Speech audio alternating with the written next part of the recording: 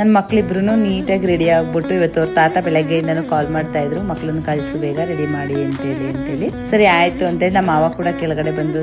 ಮಕ್ಳೆಲ್ಲ ಹೋದ್ರು. ಇನ್ನು ನಾನು ಮನೆಯೆಲ್ಲ ಕ್ಲೀನ್ ಮಾಡ್ಕೊಂಡು ಪೂಜೆ ಮಾಡಿ ಹಬ್ಬ ಮಾಡೋ ಅಷ್ಟರಲ್ಲಿ ಈವ್ನಿಂಗ್ ಆಗೋಗಿತ್ತು. ಸೊ ಮನೇಲೆಲ್ಲ ಪೂಜೆ ಮುಗಿಸ್ಕೊಂಡು ಶಾಪಿಗೆ ಬಂದು ಶಾಪಲ್ಲೂ ಕೂಡ ಸಿಂಪಲ್ ಆಗಿ ಪೂಜೆ ಮಾಡ್ಕೊಂಡ್ವಿ. ಯಾಕೆಂದ್ರೆ ನಮಗೆ ಅನ್ನ ಕೊಡ್ತಾ ಇರೋ ದೇವರೇನೆ ನಮ್ ಶಾಪ್ ಅಲ್ವಾ. ಸೊ ಹಂಗಾಗಿ ಅಲ್ಲಿ ಪೂಜೆ ಮಾಡಿಲ್ಲ ಅಂದ್ರೆ ಹೆಂಗೆ. ಸೊ ಶಾಪಲ್ಲೆಲ್ಲ ಪೂಜೆ ಮಾಡಿ ಅದಾದ್ಮೇಲೆ ಧನು ಕಸಿನ್ ಮನೆ ಶ್ವೇತಕ್ಕ ಮನೆಗೆ ಊಟಕ್ಕೆ ಅಂತೇಳಿ ಕರೆದಿದ್ರು, ಅರ್ಶನ ಕುಂಕುಮಕ್ಕೆ ಅಂತೇಳಿ ಅಲ್ಲೋಗಿ ಮತ್ತೆ ತಲಗಟ್ಪುರದಲ್ಲಿ ಐಶ್ವರ್ಯ ಅವ್ರ ಮನೆಯವ್ರಿಗೂ ಕರೆದಿದ್ರು. ನಾವು ಹೆಂಗಿದ್ರು ಬರೋದ್ ಬಂದಿದೀವಿ, ನಾಳೆ ರಾಖಿಗೆ ಸಿಲ್ವರ್ ಅಲ್ಲೇ ನೋಡ್ಬಿಡೋಣ ಅಂತೇಳಿ ಪ್ರಿನ್ಸ್ ಜ್ಯುವೆಲರ್ಸ್ ಗೆ ಬಂದಿದ್ವಿ.